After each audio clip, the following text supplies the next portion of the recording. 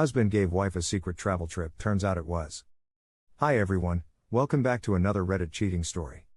Before we start, please hit the subscribe button and click the notification bell so you won't miss another cheating story goes live. This is not my story, this happened to a friend of a friend. My friends and I sometimes hang out with a guy we will call Mark. Now, Mark is in his 40s, happily married to a woman, they have 2 kids in their teens.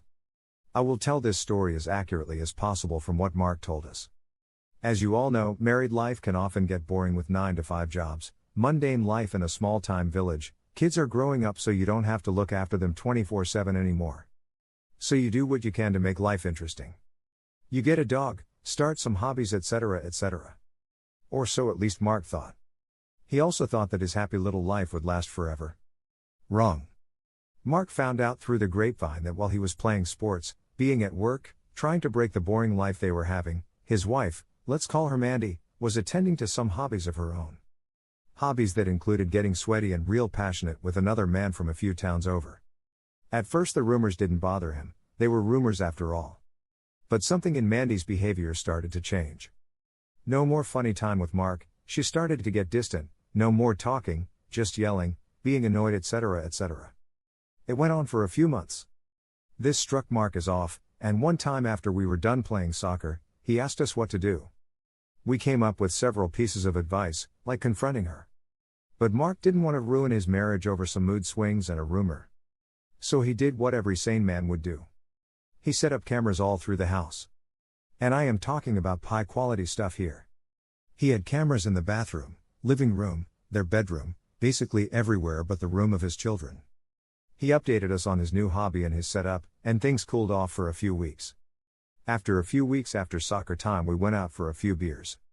Mark wasn't quite himself, so we inquired what was wrong. He told us that after several nights of reviving tape, found out that Mandy indeed was cheating on him. He was furious, they were married 20+ years, they were high school sweethearts with 2 boys and she betrayed him.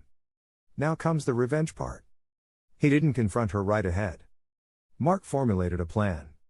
Living only a few towns over, he had no problem getting the guy's phone number. Now you all know those pesky advertising companies who call you to get you to buy products, right? Mark pretended to be one and called the guy with the pretends he was selling him some body cleansing pills and other shit. He knew the guy was overweight and being quite a smooth talker, he didn't have much problem getting him hooked. He got the guy's first and last name, which he already knew, his address, SSN, job address and some other stuff that doesn't really matter to the story. He told the guy he was in a ballot for different prizes from the company he was working for, and he would stay in touch in case the guy won anything. After that, came part 2. While Mandy was at work on a Friday, he packed all the stuff she owned, clothes, jewelry, collectibles and other stuff into their family car. They have a VW Touran so everything she had easily fit in. When Mandy came home from work he told her they were going on a trip. At first she was against it, but again the smooth talking convinced her to roll over pretty quick and she got in the van with him. Before that he took the boys to one of our friends' houses, they weren't 18 yet and he is a responsible father, and off they went. Where did they go, you ask? Remember how he called the guy Mandy was cheating with? I think you know the answer. Sadly, or very hilariously, Mandy had no clue. He took her, all of her belongings to the guy's address and called him on the way, telling him to come outside. He said he won the first prize and he was on his way to give it to him personally. Mandy still had no clue, she thought he was just pranking one of his friends. I believe you realized by now that she isn't the brightest one in this world. Imagine her in the guy's face when he rolled into the parking spot of the guy's house. He stepped out of the car, shook the guy's hand and told him, "Here is your prize, sir, I believe you know what it is." Took one last look at Mandy's white face, and walked off. He got custody of both kids since he was better off than her, also told the judge she was cheating and that's why he was divorcing her. This all happened last year and as far as we know, the guy was an A-grade asshole and she left him soon after that, after a few beatings and some trips to the ER/police station. Mark got over her after some time and a lot of alcohol, but he and his boys are doing great. They were both big enough to realize their mom was at fault and still barely talk to her when they go to visit. She tried to return into Mark's life on a few occasions, but he did the smart thing and told her to fuck right off. He told us this story after we went out for a few beers after soccer again. I was laughing so hard imagining the whole thing I had to go to the bathroom, otherwise I would have peed myself. I hope you enjoyed this story as much as we did. Here is the second story. I was planning the rest of our lives while she was planning to cheat. Just want to put my story out there, don't know why I'm doing it.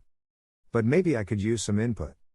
My 29M girlfriend, 26F, cheated on me after a 6-year-long relationship. We have been living together. I had moved to a different country to be with her. In 2020 July she was diagnosed with AML and was treated in her home country. She returned 13 months later and after 3 months she cheated on me.